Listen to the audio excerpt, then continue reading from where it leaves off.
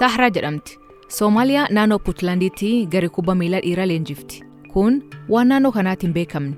Macallinimada kubadda cagta waxaan ku bilaabay Waggoota dheeraa fi naannoo keenya keessatti deeggartuu erga ta'een booda kubbaa miilaa leenjisuu jalqabe. Yeroo hunda taphordof ture. Waggoota sadan darbaniif ammoo itti dhiyeennanii garee naannoo keenyaa waliin hojjechaa ture. Yeroo godinichi dorgommii kanaaf qophaa'aa ture itti gaafatamaan ispoortii fi dargaggoonni natti dhufanii bara kanaa akka leenjistuu garee kana taatu barbaannaa naan jedhan. Doortaanino dhahaaneen sanadkan waxaan doonaynaa inay nalaaliso sahar oo noqoto macalinka xulka. Sahraan kubbaa miilaa daawwachaa guddatti. Garuu Soomaaliyaa keessatti kanneen kubbaa leenjisuun beekaman dhiirqoof. Isiin filatamuun waan haaraa ture.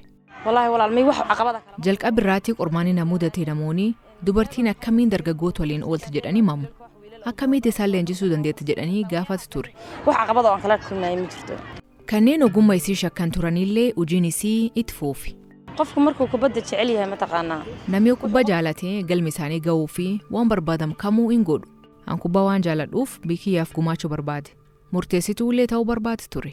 Yoo Rabbi jedhamoo sadarkaa olaanaa argaa jedhee abdadha. Inshallah waxaan rajaynayaa inaan meel sare ka gaaro kubadda cagta. Taphattoonni Sahraa leenjistuulleen guddoo isii tamanu. Aad baa u faraxsanahay.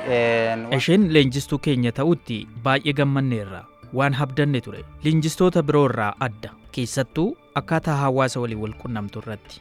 Dubartoonni yeroo baay'ee hojjettoota ciccimoo jedhamanii ibsamu. Dhiirota caalaa of kennanii waan hojjetaniif. Leenjii qofaaf osoo hin taane dargaggoota kanaa waan hundaan deeggarti. Garee keessatti tokkummaan akka jiraatu gootee jirtii jedhu. Taphattoonnilleen akka gorsituutis ilaalu. Waxyaabaha ka saameysay meeshaalee ispoortii haaraa nuu bitteetti. Yeroo hunda garee kana ni jajjabeessiti. Kana hundaaf galata guddaa qabna. Hamilee keenyaa fi tokkummaa keenya fooyyessitee jirti. Sababni isaas dubartoonni dhiirota caalaa hubannoo fi waliigalteen akka jiraattu waan godhaniif.